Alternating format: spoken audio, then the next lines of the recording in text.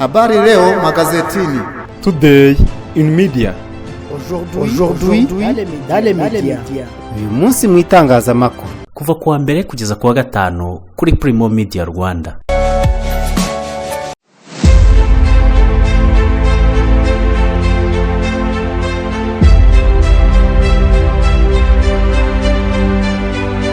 Ndonje kubasuhuza ndabifuriza kugira ibihe byiza kandi mbaye ikaze muri gahunda y'umunsi mu itangazamakuru ya none tariki ya 9 z'ukwa karindwi kwa 2026.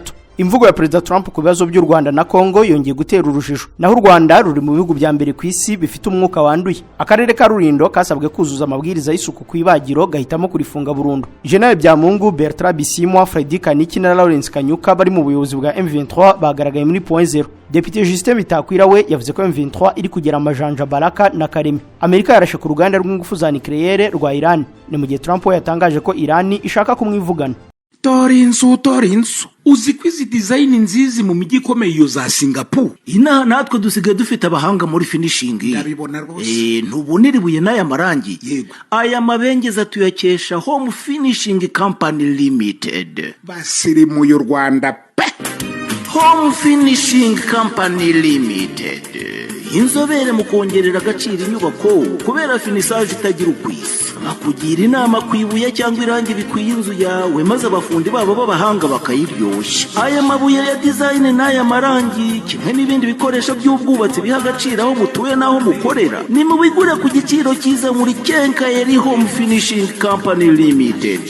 Mu karere ka Gasabo batsinda hafi ya gare imbere y'umusigiti. Telefone yo ni 0788629219.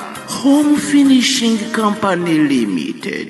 Buri gihe uko usoje imirimo iyo nta gahunda z'umuryango zihutirwa zigutegereje mu rugo wifuza kuruhura ubwonko no kuganira nabo mwungurana ibitekerezo ku kazi kawe cyangwa ku iterambere ry'ubuzima nguhitiyemo kwa Jados Bar Restaurant and Coffee. Aha niho hantu hatuje kandi hari smart kuko baguha service za 5 stars waba wifuza kuhafatira amafunguro ku manywa kuhakoreshereza komandi kagusanga iwawe mu rugo ku kazi kawe ndetse n'ahandi waba uherereye cyangwa kuhasangirira n'abawe icyo kunywa yaba ibisembuye n'ibidasembuye. Ngaha ahantu hari smart mu mujyi wa Kigali kwa Jados Bar Restaurant and Coffee bafite aho mwaganirira hatuje mwifuza gukora inama zaba iz'akazi inama y'ubukwe aho mwakwiyakirira muvuye gusezerana. Bafite ahantu hatuje hisanzuye kubifuriza abanyisabukuru nziza n'ibindi birori. Bafite sale z'imyidagaduro harimo aho berekanira imipira yose by'umwihariko yo ku mugabane w'Uburayi aho gukinira biyari kandi zirenze imwe ndetse n'abakunda gususuruka babafite bande ya karaoke n'igisope buri weekend. Bafite umwihariko w'akabyiniro night club. Jados Bar Restaurant and Coffee Shop ni ku Gisozi ujya Beretwari ahegeranye n'icyapa cya bisi zijya mu mujyi. Bafite n'andi mashami hafi ya gari y'Abatsinda ndetse n'i Kanombe mu Busanza. Kubifuza ko service zacu zibasangaho muri mwaduhamagara kuri 0788351127. Jados Bar Restaurant and Coffee Shop,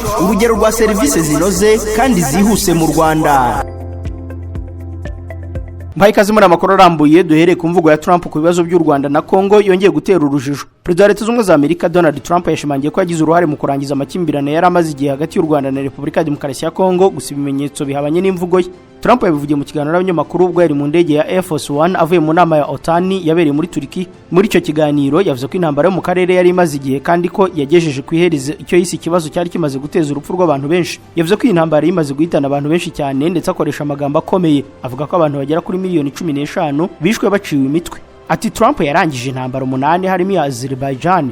Tekereza ku ntambara narangije 8 harimo n'izari zimaze imyaka 30 urebye muri Kongo n'u Rwanda narayihagaritse nyuma y'imyaka 10 n'abantu miliyoni 15 bishwe bakaswe imitwe. Ibi Trump yabivuze mu gihe umunyamakuru yari amubajije ku byari maze iminsi bivugwa ko Maria Corina Machado utaravugaga rumwe n'ubutegetsi bwa Nicolas Maduro yabujijwe na Amerika kuva mu buhungiro kugira ngo ataye muri Venezuela nyuma y'uko uyu mugabo akuwe ku butegetsi. Trump yahise avuga ko atigeze afata icyo cyemezo ndetse ko atabona impamvu yagifata kuko Machado ari umuntu mwiza wemeye no kumuha igihembo cy'amahoro cya Nobel yari yaregukanye. Yavuze ko Machado yamuhaye iki gihembo kubera ko yahagaritse intambara 8 zirimo niyo y'isi y'u Rwanda na Repubulika ya Demokarasi ya Kongo. Mu magambo ye Trump yavuze ko hari amakimbirane menshi ku isi yagize uruhare mu guhagarika ashimangira ko ibikorwa bye by'ubuhuza byagize uruhare mu kugabanya intambara.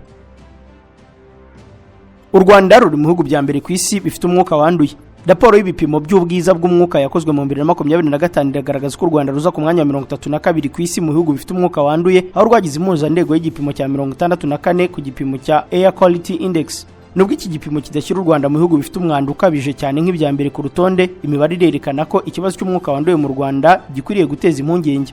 Air Quality Index ni igipimo gikoreshwa mu kugaragaza uko umwuka umuntu ahumeka umeze. Uko umubare wacyo uzamuka niko bishoboka ko umwuka uba urimo ibihumanya byinshi. Muri rusange igipimo kiri hagati ya 0 na 50 umwuka uba umeze neza kandi nta ngaruka zikomeye ku buzima ushobora gutera abawuhumeka. Iyo ibipimo biri hagati ya 51 n'ijana ubwiza bw'umwuka buba buri ku rwego ruciriritse, abantu bafite ubuzima bwiza bashobora kuba nta kibazo bagira, ariko abafite ibibazo by'umuhumekero cyangwa umutima bashobora guhura n'ingaruka. Iyo ibipimo biri hagati y'101 kugeza ku 150 biba bivuze ko umwuka uba wanduye ku buryo ushobora kugira ingaruka ku bantu bafite ibibazo by'ubuzima. Raporo y'ibihugu bifite umwuka wanduye kurusha ibindi mu 2025 igaragaza ko u Rwanda ruri ku mwanya wa 32 ku isi, aho rufite Air Quality Index ya 64. Mu karere ka Afurika y'Iburasirazuba, Uganda iri ku mwanya wa 19 aho ifite Air Quality Index ya 70, naho Repubulika ya Demokarasi ya Kongo iri ku mwanya wa 22 aho ifite Air Quality Index ya 69. Ibihugu byaje ku isonga mu kugira umwuka wanduye cyane birimo Bangladesh ifite 113, Ubuhindi 111 na Pakistan ifite 110. Ku rundi ruhande, mu bihugu bifite ikibazo gikomeye, raporo igaragaza ko Chad, Iraq na Pakistan bifite urugero rwo hejuru cyane rw'utuvungukira two mu kirere. Ubushakashatsi bukerekana ko umwanda wo mu kirere ari kimwe mu bibazo by'ubuzima rusange ku isi, kuko abantu benshi bahumeka umwuka utuje ubuziranenge. Nubwo u Rwanda rwashyizwe kuri uru rutonde, igihugu gikomeje gushyira imbaraga mu kurengera ibidukikije binyuze mu bikorwa birimo gutera amashyamba, kurwanya imyanda no guteza imbere uburyo bwo gutwara abantu bugabanya imyuka yangiza ikirere. Abadepite barasaba ko abakanishi bahugurwa kugira ngo imodoka z'amashanyarazi zitazabagira abashomeri. Minisitiri w'Intebe w'u Rwanda Dr. Justin Nsengiyumva yabwiye abagize inteko ishinga amategeko ko leta iri gukorana n'ibigo byigisha imyuga n'ubumenyi ngiro kugira ngo batange amahugurwa ku bukanishi bw'imodoka z'amashanyarazi. Byaturutse ku bibazo abadepite babajije Minisitiri w'Intebe ubwo yagaragaza ko u Rwanda ruhagaze mu iterambere n'imibereho myiza y'abaturage. Bagaragaje ko mu gihe imodoka z'amashanyarazi cyangwa izimbera byombi hybride ziri kwiyongera kandi bijyanye na gahunda ya leta y'u Rwanda, nta bakanishi benshi mu Rwanda bazifitiye ubumenyi. Nk'umudepite umwe yavuze ko imodoka ya hybrid ishobora gupfa, nyirayo akazategereza abakanishi baturutse hanze y'u Rwanda imodoka yarahagaze. Minisitiri w'Intebe w'u Rwanda Dr. Nsengiyumva yagize ati, turakorana n'ibigo by'imyuga n'ubumenyi ngiro kugira ngo iki kibazo kizakemuke kandi twizeye ko bizatanga umusaruro. Abana bahohotewe mu Rwanda mu 2024 na 2025 bararenga ibihumbi 4. Umuyobozi w'ishami rishinzwe kurwanya ibyaha mu rwego rw'ubugenzacyaha mu Rwanda Ntirenganya Jean Claude yavuze ko mu mwaka wa 2024-2025 abana bahohotewe ari 4138.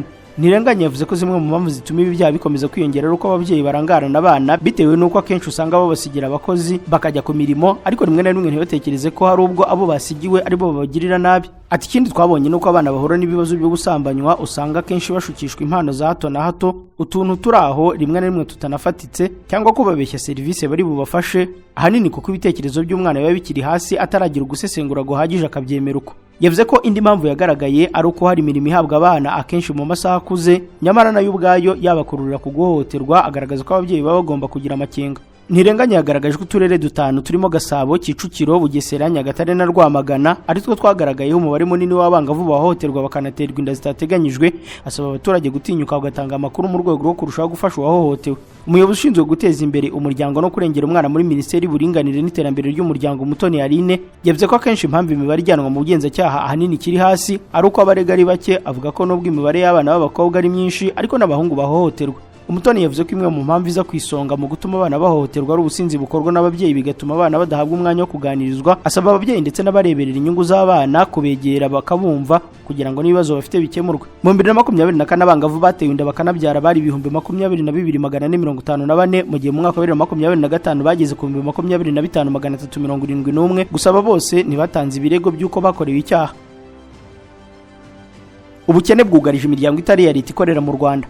Ihuriro ry'imiryango itari ya leta ryagaragaje ko amikoro akomeje kubiyanga nyuma y'uko inkunga z'amahanga zikomeje kugabanyuka kandi ibikorwa byayo nta handi bifite afatika bikura amafaranga. Byagarutswe mu biganiro abagize iyo miryango bagiranye na Minisiteri y'Ubutegetsi bw'Igihugu. Mu Rwanda habarurwa imiryango itari ya leta yanditse mu rwego rw'igihugu rw'imiyoborere igera ku 1265, nyamara ari kwibarizwa mu ihuriro ry'imiryango itari ya leta ni 317 gusa. Umuyobozi mukuru w'iri huriro Murangira Theoneste yavuze ko imiryango itari ya leta mu Rwanda ifite ibibazo biyugarije bijyanye n'amikoro, kuko kuva mu 2019 kugeza 2023 habonetse gusa 34.8% by'ingengo y'imari yari ikenewe, bivuze ko hari ikibazo gikomeye cyo kubona amafaranga. Ibyo bibaye mu gihe inkunga z'amahanga zarushijeho kugabanuka bitewe n'ibibazo bya politike, aho by'umwihariko USAID yateraga inkunga imishinga myinshi yahagaritse inkunga zayo. Cyakora Murangira yagaragaje ko itegeko rishya rigenga iyo miryango ryatowe mu 2024 riyemerera gukora ibikorwa bibyara inyungu, bagasanga ari ikintu cyiza. Iryo tegeko ryatowe mu 2024 ariko imiryango itari ya leta ivuga ko hari aho riniga ubwisanzure bwayo, gusa yahawe amezi 28 yo kurisuzuma azarangira mu kwezi kwa 7 uyu mwaka. Nyuma y'icyo gihe imiryango izaba ishobora kugaragaza ingingo zitayinogeye. Munyakazi Jean Paul uhagarariye umuryango wita ku bahinzi n'aborozi witwa Imbaraga yavuze ko hakenewe umurongo uhamye watuma imiryango itari ya leta irushaho gukora neza. Kuva mu 2019 kugeza 2024 imiryango itari ya leta mu Rwanda yinjije mu isanduku ya leta agera kuri miliyari 92 na miliyoni 600, ayo yose akaba ari umusoro kandi igira uruhare mu guhakaza abantu bagera ku bihumbi 389 na 505 binyuze mu bikorwa byayo. Mu karere ka Bugesera ikirombe cyagwiriye abantu 10.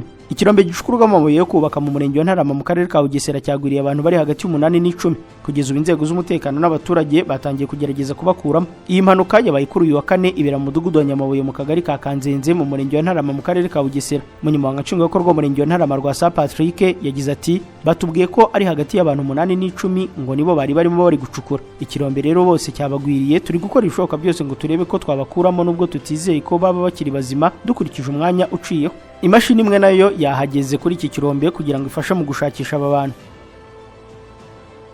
N'akarere ka Rulindo ko kasabwe kuzuza amabwiriza y'isuku ku ibagiro gahitamo kurifunga burundu. Akarere ka Rulindo kananiwe kumvikana na komisiyo y'abadepite ishinzwe kugenzura ikoreshwa ry'umutungo wa leta ku kibazo cy'ibagiro rya Shyorongiri yafunzwe by'agateganyo n'inzego z'ubuziranenge kubera kutuzuza amabwiriza y'isuku, maze aho kuzuza ayo mabwiriza akarere gahitamo kurifunga burundu. Ubwo paki yabazaga aka karere kuri iryo bagiro ntibashoboye kumvikana ku nyito yaryo kuko paki ishingiye ku byo ibona muri raporo y'umugenzuzi mukuru w'imari ya leta yavugaga ko ari ibagiro ryafunzwe, ariko akarere ko kakavuga ko atari ibagiro ahubwo ari inzu icururizwamo inyama. Atanga ibisobanuro umunyamabanga nshingwabikorwa w'akarere ka Rulindo yagize ati iyo nzu icururizwamo inyama Rika ikigo gifite mu nshingano ubuziranenge cyasanze itujuje ubuziranenge bw'inyama irahafunga. Turashaka kuhavugurura agakorerwa ibindi. Abadepite bagize paka babaye nk'abatungurwa n'icyo gisubizo, maze depite Barthelemy Karinijabo ati cyumvikana nuko ahari bagira ubuhafunzwe ryahaga abaturage serivisi bakabona inyama. Birababaje kubona akarere gasabwa kubahiriza amabwiriza y'isuku aho kuyubahiriza kagahitamo gufunga ibagiro burundu. Mu buryo bugaragaza gutungurwa cyane, pake yahise ibabaza aho bazajya bakura inyama zuje ubuziranenge kuko kugeza ubu nta bagiro riri mu karere ka Rulindo kose, dore ko n'iryari riri kuri base naryo ryafunzwe kubera kutuzuza amabwiriza y'ubuziranenge. Mu buryo bwashidikanyijweho n'abadepite, Judith Mukanyirigiro uyobora akarere ka Rulindo nawe yatsimbaraye avuga ko icyari Shyorongi ari inzu icururizwamo inyama aho kubibagiro, ahubwo ko ibagiro ryari riri kuri base ariko ko naryo ryafunzwe. Ati ubu turimo kureba uko twakubaka ibagiro ryuje ubuziranenge kuko aho ryari riri Rema yasanze ryangiza ibidukikije. Yijeje ko ku bufatanye na Rika na Rema barimo kureba uko muri Rulindo hakubakwa ibagiro ryuje amabwiriza yose y'ubuziranenge. Makuru avugwa mu turere. Mu karere ka Muhanga umuyobozi w'ishuri wakubiswe ikintu mu mutwe yapfuye. Muhirwa Paulin wayoboraga groupe scolaire Shori yapfuye nyuma yo gukubitwa ikintu mu mutwe akajyanwa kwa muganga arembye. Urupfu rwa Muhirwa Paulin wayoboraga groupe scolaire Shori rwabereye mu bitaro bya Kabgayi mu gitondo cyo kuri uyu wa 4. Bamwe mu babonye Muhirwa Paulin amaze gukubitwa ikintu mu mutwe babwiye umuseke ko nta cyizere bari bafite cyuko ashobora kubaho kubera ko bamugejeje kwa muganga ari muri koma kandi atabasha kuvuga. Muhirwa Paulin yakubiswe ikintu mu mutwe kwa gatandatu w'icyumweru gishize agana 2 z'ijoro agiye kugera iwe mu mudugudu wa Binunga mu kagari ka Makera mu murenge wa Cyeza. Umugore we yamubonye mu rukerera ajyanwa kwa muganga ari naho yaguye. Umwe mu bari bamurwaje avuga ko abaganga basanze igufa ry'umutwe ryacitsemo kabiri ndetse byageze no ku bwonko. Abagizi ba nabi bamutwaye telefone, amafaranga, igikapu kirimo imashini ya mudasobwa n'ibyo yari amaze guhahira urugo. Umuvugizi wa polisi mu ntara y'Amajyepfo CIP Hassan Kamanzi avuga ko polisi imaze gufata abagabo 4 bafungiye kuri station ya polisi yerire mu murenge wa Nyamabuye. Muhirwa Paulin asize umugore n'abana 3. Nyakwigendera akomoka mu karere ka Rusizi, gusa abamuzi bavuga ko umuryango mugari we utuye Rubavu. Mu karere ka Nyamasheke ho umusore w'imyaka 20 yarohamye mu Kivu arapfa. Ndayishimiye Sylvestre w'imyaka 20 wo mu murenge wa Rugabano mu karere ka Karongi yajyanye koga mu Kivu n'abagenzi be 5 bakoranaga umurimo wo gukora imigati mu murenge wa Kanjongo mu karere ka Nyamasheke ararohama arapfa. Uwiringiyimana Angelique utuye mu mudugudu wa Nyagacaca mu kagari ka Kibogora ku murenge wa Kanjongo avuga ko abasore bagiye koga uwa karohama. Ati yamanukanye n'abandi basore 5 bagenzi be bari mu imyaka 18, uwa 17, uwa 21 n'uwa 16 ndetse n'umwaka 19 bose bakoraga akazi kamwe ko gukora imigati n'amandazi. Bagezemo baroguruye umusore ararohama arapfa, umurambo wabonetse nyuma. Umunyamabanga nshingwabikorwa w'umurenge wa Kanjongo Cyimana Kanyogote Juvenal yemeje aya makuru asaba abaza koga ku Kivu kubahiriza amabwiriza. Ati duhora tubigisha ko kizira kikazirizwa kwishora mu Kivu ngo ugiye koga utabizi utanambaye umwambaro wawugenewe. Ikindi nuko nahogerwa atarahabonetse hose hari aho bemerewe kogera ariko bujuje ibisabwa. Yagaragaje ko ubuyobozi bafite ingamba zo gukomeza kwigisha ngo abantu bumve ibi byo gushyira ubuzima bwabo mu kaga, abasaba kubyirinda cyane cyane urubyiruko rukinisha amazi ruza kuyoga muko rwiboneye kuko n'abari abasore bose nta numwe muri bo waruzi koga ndetse nta n'uwari wambaye umwambaro wawugenewe. Tukira Nyamasheke kandi umugabo yamaze amasaha ane mu bwiherero yaguyemo akurikiye ihene. Simba Ndumwe Dume w'imyaka 30 mu mudugudu wa Nyarusange mu kagari kavuga ngoma murenge wa Macuba y'akarere ka Nyamasheke arembeye mu bitaro bya Kibogora nyuma yo kumara amasaha ane mu bwiherero yaguyemo akurikiye ihene itaramara icyumweru ivutse.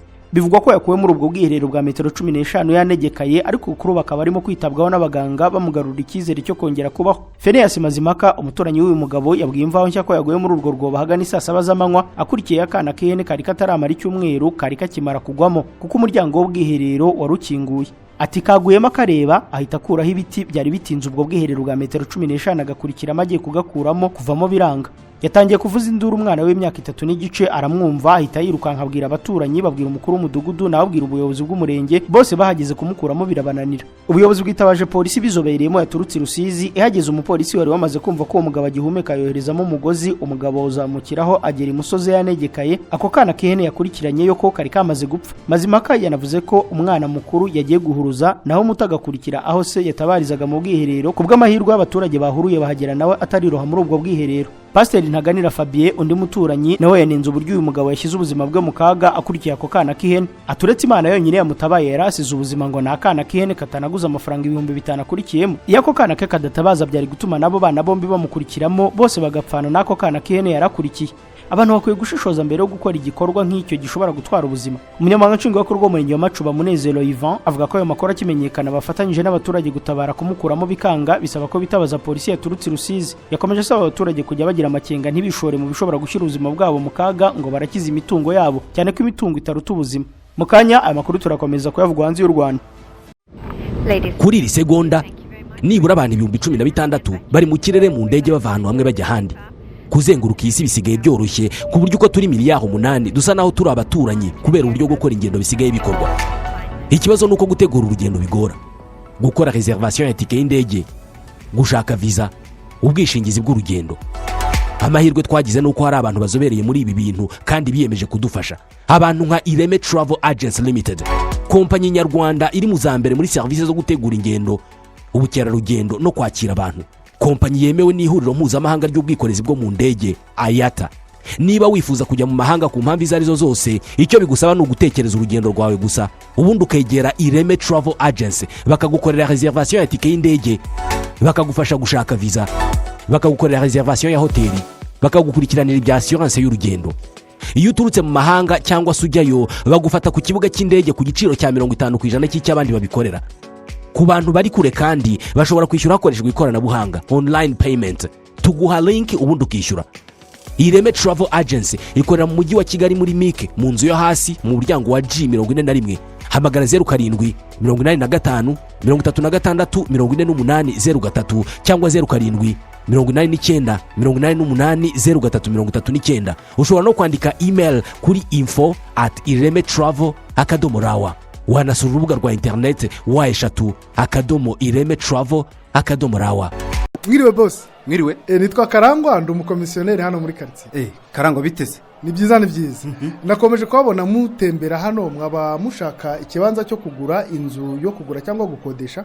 Arebye ufite se? Yego ndabifite hano waza nkakwereka. Dore hano hari inzu niriya ni inzu ariko hariya hari kibanza na hararugore kibanza gifite metero kare 380. Kompo naho uri kunyereka mu manegeka urabona hana haturangewe. Deka gusiragizwa n'abakubeshya ko bafite imitungo igurishwa. Deka nkurangire B Consultant Limited niyo yonyine gufasha kugura, kugurisha no gukodesha inzu, ibibanza, gupima no gukata ibibanza, gupima ubukomere bwa beton, gukora plaza amazu n'inyigo z'imishinga itandukanye, kubaka inzu, finissage. B Consultant kandi nakugezeho ibikoresho by'ubwubatsi, tukanagufasha gushaka ibyangombwa by'ubutaka na autorisation de bâtir. Akarusho muri B Consultant tubafite ibibanza mu masite atandukanye bifite autobatir, ugahita utangira umushinga wawe kubaka ako kanya. Abari muri diaspora namwe mwatwoherereza plaza inzu mukeneye cyangwa tukazibakorera ubundi mukaza mutaha inzu zanyu. Abagana B Consultant Limited muri iyi minsi bakeneye imbata z'amazu no kubashakira ibyangombwa byo kubaka, izo service zombi twazigabanyijeho 40%. Gana B Consultant mudushinga imishinga yanyu ubundi muzadushimira nyuma. Ku bindi bisobanuro mwaduhamagara kuri 07 84 73 33 41 cyangwa mukatwandikira kuri email bconsultant2@gmail.com. Ku mbuga nkoranyambaga zacu zose nka YouTube, X, TikTok, Instagram, Facebook, LinkedIn, hose ni B Consultant Limited. B Consultant dukorera mu mujyi wa Kigali ahitwa Norvege. Dukorana ubunyamwuga n'ubunyangamugayo. Makuru vuganze y'u Rwanda Kinshasa, abanyapolitike bahaye Tshisekedi gasopo. Abanyapolitike batavuga rumwe n'ubutegetsi bwa Repubulika ya Demokarasi ya Kongo bahaye gasopo Perezida Tshisekedi ukomeje umugambi wo guhindura itegeko nshinga agamije kuyobora manda zirenze ebyiri. N'abanyapolitike bagize ihuriro C64 ryashinzwe kugira ngo rirengere itegeko nshinga rya Kongo baherutse kuganira na Perezida w'u Burundi akaba n'umuyobozi w'umuryango wa Afurika yunze ubumwe ku buryo bwo guhosha umwuka mubi watutumbye hagati yabo na Tshisekedi. Mu butumwa buburira batangiye imbere y'itangazamakuru Kinshasa kuri uyu wa kane bagaragaje ko biteguye kuganira na Tshisekedi ariko ko agomba kubanza gutangaza ku mugaragaro ko ahagaritse burundu umugambi wo guhindura itegeko nshinga. Abanyapolitike barimo Martin Fayulu, Jean-Marc Kabonde na Delice Sanga banasabye Tshisekedi gufungura abafungiye impamvu za politike, guhagarika imanza zabo no kubahiriza ubwisanzure n'amategeko y'igihugu. Leta y'u Burundi ihamya ko ikiganiro Ndayishimiye yagiranye n'abanyapolitike bari baherekejwe n'abanyamadini n'amatorero cyagenze neza kuko cyaranzwe no gusasa inzobe, igihamya ko bose bifuriza Kongo amahoro, umutekano n'iterambere. Fayulu na bagenzi be batangajwe ko mu kiganiro bagiranye na Ndayishimiye tariki ya 6 z'uku kwezi bamutumye kugeza kuri Tshisekedi ubutumwa bwabo bw'uko agomba guhagarika gutekereza ibyo guhindura itegeko nshinga ry'iki gihugu. Aba banyapolitike bari bateganyije kwigaragambya tariki ya 8 z'uku kwezi bamagana umugambi wo guhindura itegeko nshinga. Ubutumire bahawe na Perezida Ndayishimiye byatumye babyimurira ku itariki 22 z'uku kwezi, imyigaragambyo ikazabera imbere y'ingoro y'umukuru w'igihugu.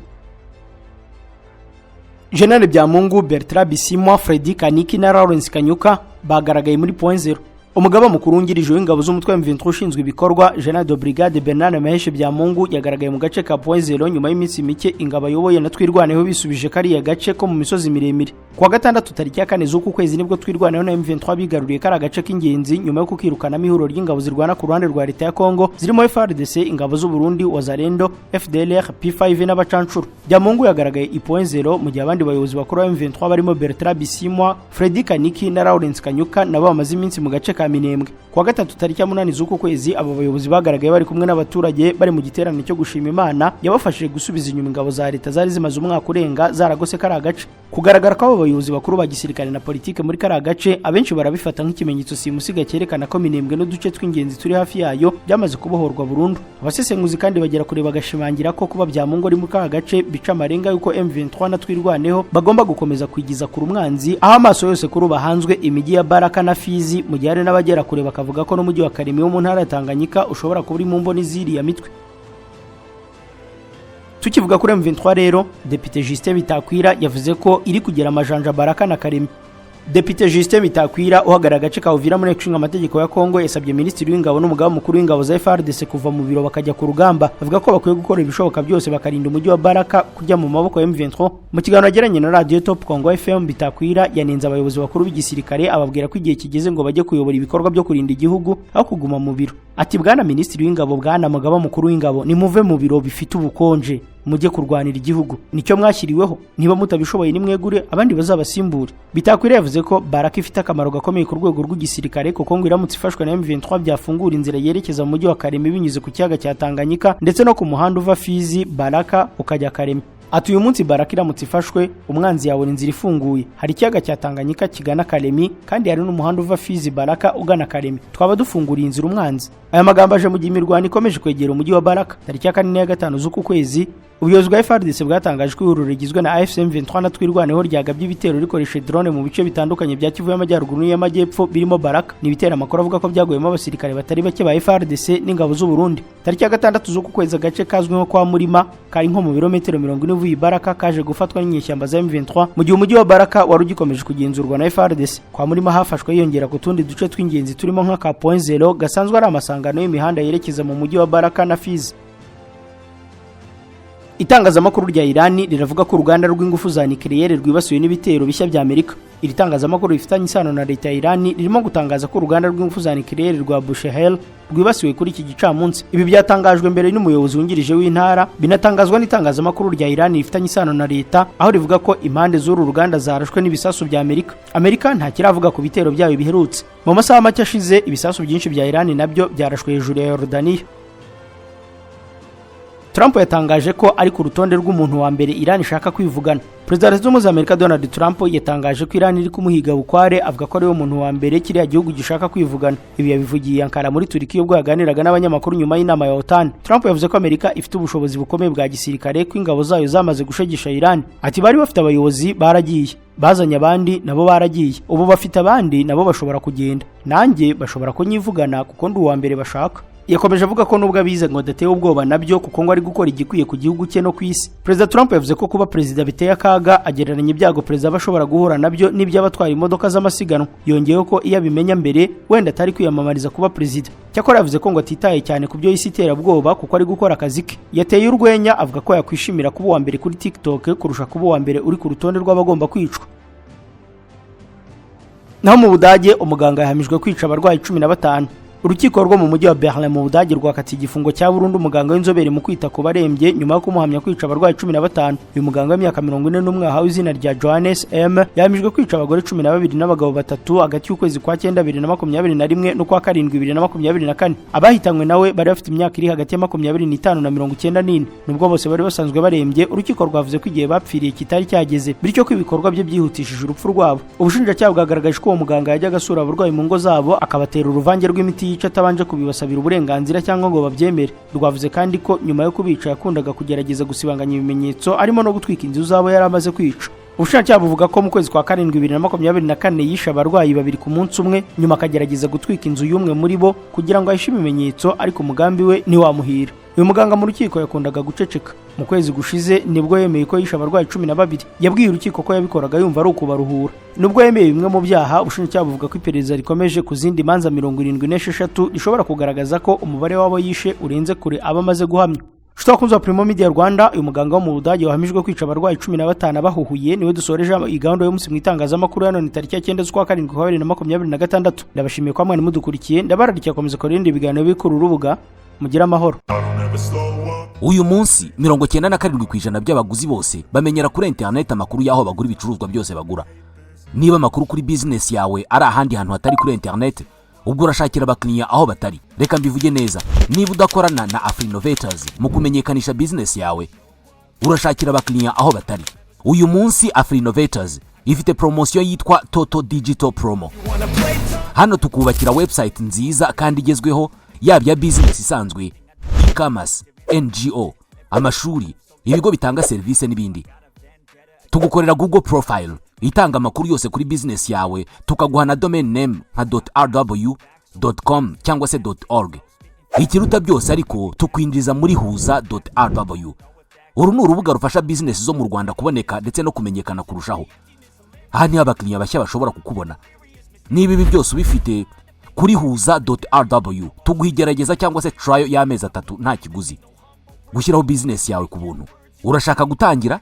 Hamagara cyangwa wandika ubutumwa kuri WhatsApp kuri 07 85 73 70 cyangwa usure y3.huza.rawa. Wanadusuraho dukorera i Nyarugenge mu mujyi mu nyubako ya TCB mu muryango nimero F1B inyuma ya Centenary House, ni hafi ya Simba Supermarket.